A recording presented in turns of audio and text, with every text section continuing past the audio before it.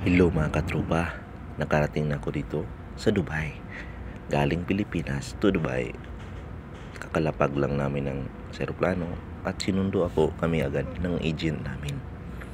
Pabiyahe kaming Fujairah dahil doon naghintay yung aming barko na imbigip ko. Tatlo pala kaming Pilipino ang nagbiyahe. Isang Uwais, isang Buson, at ako isang Peter. 1 minute 37 seconds late. 1 minute 37 seconds. Haba-haba naman ang aming paglalakbay. Halos isang oras mahigit.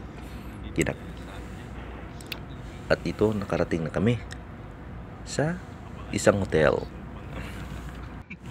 Katropa, sa ganda ng mga gusali dito sa Fujairah. Malapit na kami sa aming papupuntahan sa isang hotel. At masayang masaya si Uwais kasi masarap ang tulog niya sa sasakyan. Talagang hilik na hilik talaga siya.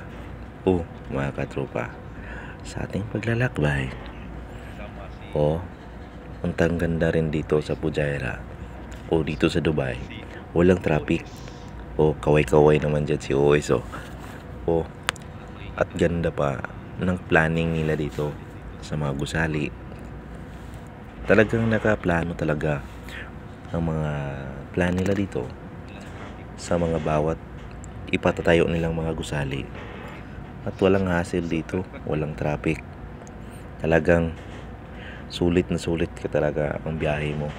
Talagang mag-i-enjoy ka kung nandito ka sa Fujairah. Yan, marami kayo na daan ng mga supermarket, mga malls dito sa Fujairah. At maganda rin ang kanilang mga pasilidad dito. Talagang kaaya-aya talaga. Mga katropa. Yan. Papunta pa lang kami sa hotel. Malapit na kami makarating. Kunting tiis na lang. Kunting kimbot na lang. At darating na kami sa isang hotel kung saan kami doon muna kami maghintay para sa pagsundo sa amin ng ibang agent na naman na magsundo sa amin papuntang port para